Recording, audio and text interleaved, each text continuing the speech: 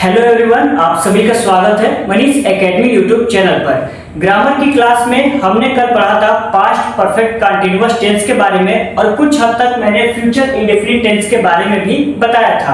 तो यदि आपने उस वीडियो को नहीं देखा है तो प्लीज आप उस सभी वीडियो को देख लीजिएगा। मैंने प्लेलिस्ट बना दिया है तो आप सभी वहां से चेकआउट कर सकते हैं। ठीक है, तो चलिए आज के क्लास को हम स्टार्ट करते हैं। देखिए, टेंस में आप प्रेजेंट और पास्ट इन दोनों को कंप्लीट कर लीजिएगा। ठीक है, क्योंकि हम पढ़ने जा रहे हैं फ्यूचर, इसमें आपको इंडेफिनिट, कंटीन्यूअस और परफेक्ट कंटीन्यूअस टेंस के बाद आपका जो टेंस है वो पूरी तरह से कंप्लीट हो जाएगा। तो चलिए आज इस क्लास को स्टार्ट करते हैं। हमने क्या बताया था कि फ्यूचर इंडेफिनिट टेंस की पहचान क्या होती है। तो पहचान होती है, लास्ट में क्या आता है, गा, गी और गे।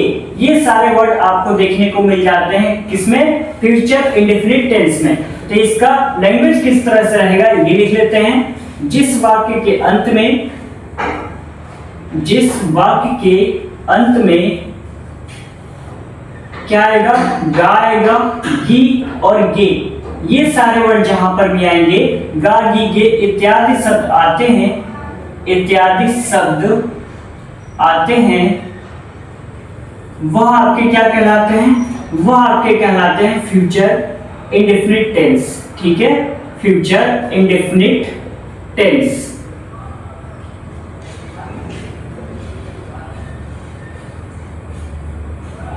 यदि हम बात करें स्ट्रक्चर, तो इसका स्ट्रक्चर हो जाएगा सबसे पहले क्या आएगा, सब्जेक्ट, उसके बाद में विल या तो शैल का प्रयोग करेंगे, उसके बाद में वर्ब की पहली फॉर्म और ऑब्जेक्ट का प्रयोग करेंगे। इतना समझ में आ गया। फ्यूचर इंडेफिनिट टेंस की पहचान होती है कि जिस वाक्य के अंत में गा, गी, गे ये सारे वर्ड देखने को मिलते हैं वो आपके फ्यूचर इंडेफिनिट टेंस कहलाते हैं। और इसका स्ट्रक्चर हो जाएगा सब्जेक्ट प्लस में विल या तो शैल का प्रयोग करेंगे और वर्ब की पहली फॉर्म का प्रयोग करेंगे और ऑब्जेक्ट का प्रयोग करेंगे।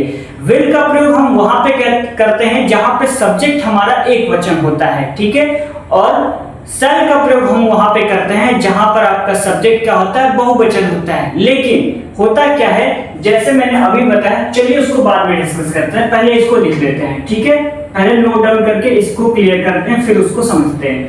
नोट डाउन में कल मैंने आपको बताया था, यदि क्या है, सब्जेक्ट आपका एक वचन है, यदि आपका सब्जेक्ट एक वचन है तब हम किसका प्रयोग करेंगे, तब हम विल का प्रयोग करेंगे। और यदि आपका सब्जेक्ट क्या है, बहुवचन है, क्या है, बहुवचन है, तब हम किसका प्रयोग करेंगे, तब हम प्रयोग करेंगे शैल का। किसका प्रयोग करेंगे, शैल का। यानी कि हम आई और वी के साथ भी किसका प्रयोग करेंगे, शैल का प्रयोग करेंगे।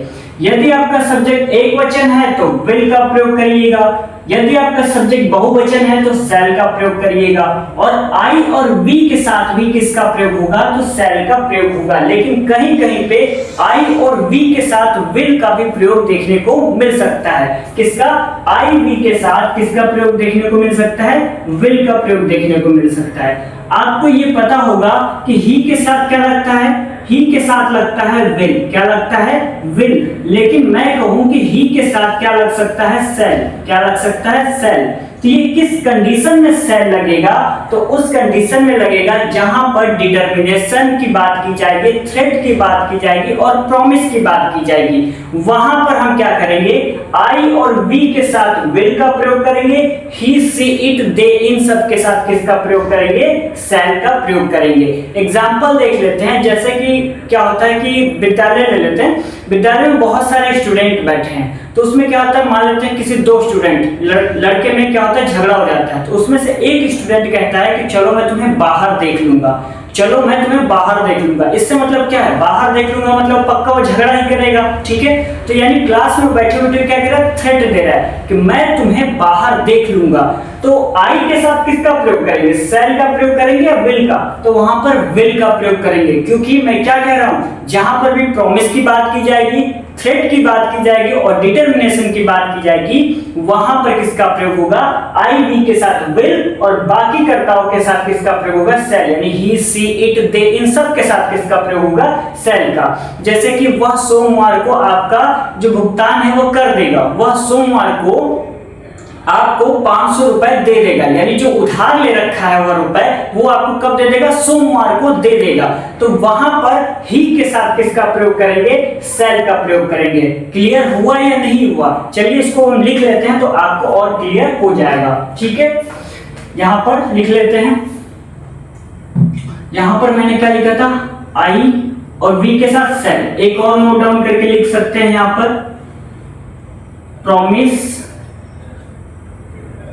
और क्या रहेगा, थ्रेट और क्या रहेगा, डिटर्मिनेशन। डिटर्मिनेशन की बात की जाएगी, की बात होगी तब आई वी के साथ विल का प्रयोग करेंगे, विल का प्रयोग, और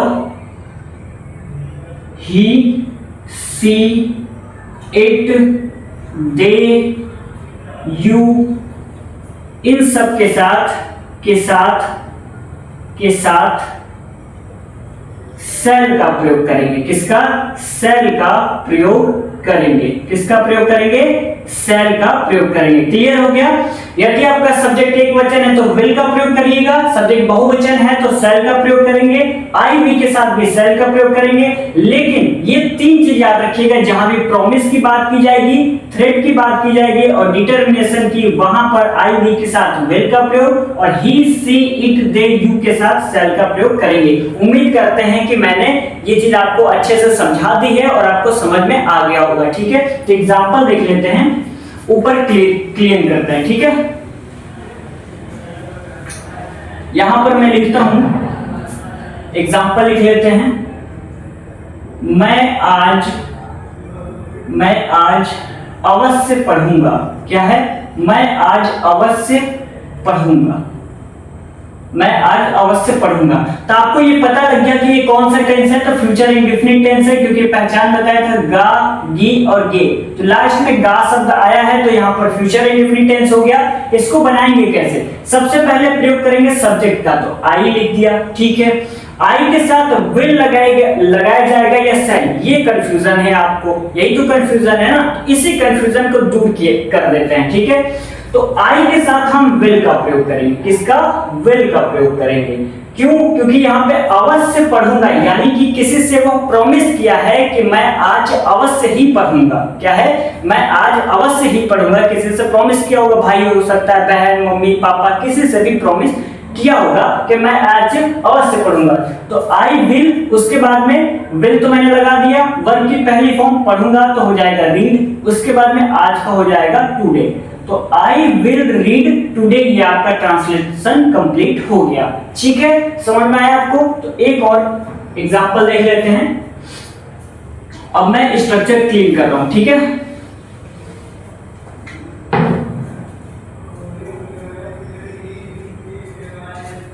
दूसरा देख लेते हैं।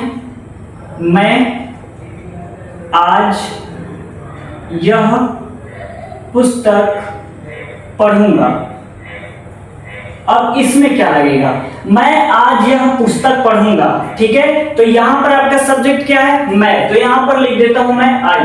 अब इसके साथ विल लगेगा या सेल लगेगा, तो यहां पर इसने कोई भी प्रॉमिस नहीं किया है, ना तो थ्रेट की बात आई है और ना ही डिटर्मिनेशन की बात आई है, तो यहां पर सेल का प्रयोग करेंगे। मैं आज यह पुस्तक पढ़ूंगा, यानी कोई फिक्स नहीं है कि वो पढ़ेगा या नहीं पढ़ेगा। ठीक है, यानी जहां पर फिक्स की बात की जाएगी वहां पर विल का प्रयोग करेंगे और जहां पर नहीं आएगा वहां पर किसका प्रयोग करेंगे, वो नॉर्मल वाला, जहां पर विल और सेल जो भी बताया था, एक वचन के लिए विल और बहुवचन के लिए सेल, तो वो वाला प्रयोग करेंगे।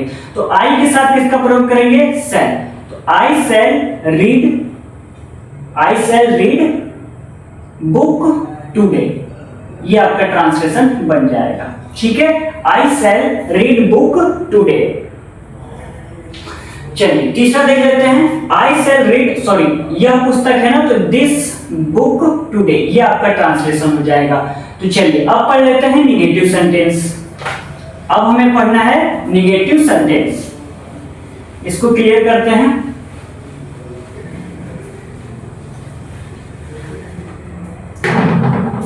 हेडिंग डाल लेते हैं निगेटिव सेंटेंस।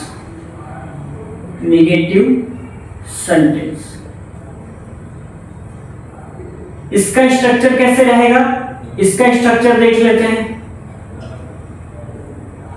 इसका स्ट्रक्चर सब्जेक्ट प्लस में विल या तो शैल का प्रयोग होगा, प्लस में नॉट आएगा, प्लस में वर्ब की पहली फॉर्म और प्लस में ऑब्जेक्ट। ये आपका हो जाएगा क्या है, निगेटिव सेंटेंस का स्ट्रक्चर। ठीक है, यानी नकारात्मक का यहाँ पर क्या होगा, यहाँ पर बोध होने वाला है, वह यहाँ नहीं आएगा। ये आपका एक एग्जाम्पल लिख लेते हैं। एग्जाम्पल नंबर 1, वह यहाँ नहीं आएगा, वह यहाँ नहीं आएगा। ये आपका एक ट्रांसलेशन है। इसको बनाएंगे कैसे, तो सबसे पहले क्या प्रयोग करेंगे, सब्जेक्ट, उसके बाद में विल या तो शैल, प्लस में नॉट, प्लस में वर्ब की पहली फॉर्म और प्लस में ऑब्जेक्ट। विल और शैल कहां पर प्रयोग होगा, ये अच्छे से समझ में आ गया होगा। ठीक है, तो यहाँ पर सब्जेक्ट क्या है, वह, तो इसकी इंग्लिश होती है ही। क्या होती है, ही, तो हमने लिख दिया ही। उसके बाद विल या शैल लगाना है तो यहाँ पर विल का प्रयोग करेंगे, ही विल। उसके बाद में किसका प्रयोग करेंगे, नॉट, और आना का होता है कम, और यहाँ का हेयर। तो ये आपका कंप्लीट हो गया, he will not come here. ठीक है, चलिए दूसरा एग्जांपल देख लेते हैं। दूसरा एग्जांपल क्या हो सकता है,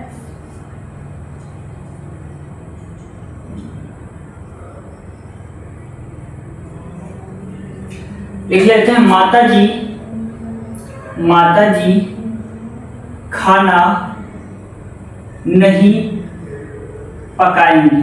ठीक है, माता जी खाना नहीं पकाएंगी। ये आपका एक ट्रांसलेट बनाना है। तो इसको बनाएंगे कैसे, इसमें आपका सब्जेक्ट क्या है, माता जी, तो लिखेंगे यहाँ पर मदर, उसके बाद में विल, उसके बाद में नॉट, उसके बाद में कुक द फूड। किसी को कोई डाउट या परेशानी नहीं होनी चाहिए, क्योंकि माता जी क्या है, सब्जेक्ट, तो मैंने लिख दिया मदर। विल शैल में हमें विल लगाना है तो विल लगा दिया, नॉट का प्रयोग किया, वर्ब की पहली फॉर्म पकाना का कुक होता है, ऑब्जेक्ट आपका द फूड हो जाएगा। तो उम्मीद करता हूं कि आपको अफर्मेटिव और नेगेटिव सेंटेंस क्लियरली समझ में आ गया है। तो कल की क्लास में हम इंट्रोगेटिव सेंटेंस के बारे में पढ़ेंगे और उसके बाद हम पढ़ेंगे फ्यूचर कंटीन्यूअस टेंस के बारे में। यदि आपको वीडियो अच्छा लगा हो तो प्लीज इस वीडियो को लाइक कर दीजिएगा, क्योंकि आपके लिए वीडियो बनाया जाता है चिल्ला कर। ठीक है, तो प्लीज आप सभी सपोर्ट जरूर करिएगा। ठीक है, मिलता है अगले क्लास में, तब तक के लिए बहुत बहुत धन्यवाद।